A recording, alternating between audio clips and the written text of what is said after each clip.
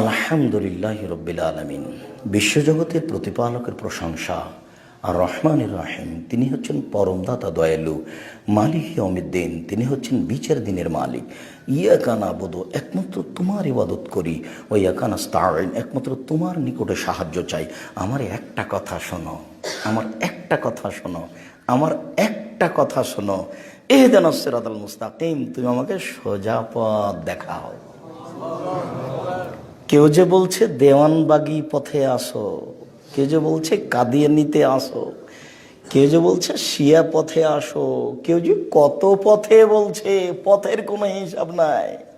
আমি খুব বিপদে আছি, তুমি আমার একটা কথা শোনো, তুমি আমাকে সোজা পথ দেখাও। শুধু সোজা নয়, সিরাতাল্লাযিনা আনআমতা আলাইহিম, ওই পথ দেখাবে যাদের ভালোবেসেছো, যার তার পথ নিতে রাজি নই। গায়রিল মাগযুবি আলাইহিম ওয়ালাদ দাল্লিন, ওদের পথ তুমি দেখাবে না যাদের প্রতি তুমি রাগ করেছো। পরে সতর্কবাণী, অনুরোধ রক্ষা করো। যাদের ভালোবেসেছো তাদেরটা দিবা, যাদের ভালোবাসনি তাদেরটা দিবা না। একটাই বাক্য সূরা ফাতিহাতে, একটাই বাক্য, শুধু এই বাক্যটা বলার জন্য এতক্ষণ চলছে। সমস্ত প্রশংসা তোমার, পরমদাতা দয়ালু তুমি, বিচার দিনের মালিক তুমি। একমাত্র তোমার ইবাদত করি, একমাত্র তোমার কাছে সাহায্য চাই, কারো কাছে চায় না। পীর ফকির যেই হোক, কারো কাছে চায় না। তার মানে তাকে খুশি করবো, সেই জন্য বলছি।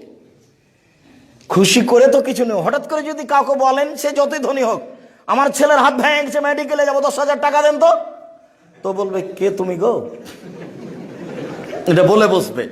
আর আপনি বলেন যে আপনাকে খুব ভালোবাসি, আপনি সবাইকে দেন, আপনাকে খুব শ্রদ্ধা করি, সবাই আপনাকে খুব ভালোবাসে, আপনি অসহায় মানুষের বন্ধু, অনেক মানুষ আপনার কথা বলে, আমি খুব বিপদে পড়েছি, আমাকে 10,000 টাকা দেন না, আমার ছেলের অবস্থা এই। ও, সেই তো, এখন তো হাতের অবস্থা তেমন ভালো না। আচ্ছা দেখি তোমার বিষয়টা কি করি। এইটা তার মানে মানুষের কাছে বললেও এরকমই ব্যাপার, আল্লাহর কাছে বললে এরকমই ব্যাপার আছে। তো আলহামদুলিল্লাহ, তিনি খুব খুশি। তাই একবারে প্রথম বাক্যেই আলহামদুলিল্লাহ রাব্বিল আলামিন, সমস্ত প্রশংসা তোমার। কথা কিন্তু আমার অনেক পরে, অনেক পরে কথা, সিরিয়াল তার দিকে কাছে আগিয়ে যাচ্ছে। পরমদাতা দয়ালু তুমি, তার মানে আমার কথা তুমি শুনবা।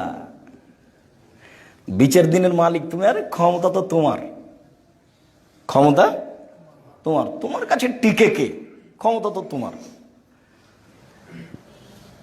তোমারই তো ইবাদত করি, আমি তো কারো ইবাদত করি না। তার মানে এবার কাছে যাওয়া হলো, একমাত্র তোমার কাছে সাহায্য চাই, কারো কাছে সাহায্য চাই না। কাউকে বলি না যে আমার বাচ্চা একটু দোয়া করেন তো পেছায় বাচ্চার জন্য, এরকম কাউকে বলি না। এতক্ষণ বলার পরে বলছে ইহদিনাস সিরাতাল মুস্তাকিম, তুমি আমার একটা কথা শোনো, তুমি আমার একটা কথা শোনো, তুমি আমার একটা কথা শোনো, তুমি আমাকে সোজা পথ দেখাও। যার জন্য এই সূরা ফাতিহা পড়তে হবে, একাই হলেও, জামাত হলেও, জোরে হলেও, আস্তে হলেও, সবাকে পড়তে হবে। রাজশাহী চাঁপাইনবাবগঞ্জের ভাষায় তাকে তো পড়তে হবে, তার বাপকে পড়তে হবে, মানে পড়তেই হবে যে কোনো মূল্যে সূরা ফাতিহা।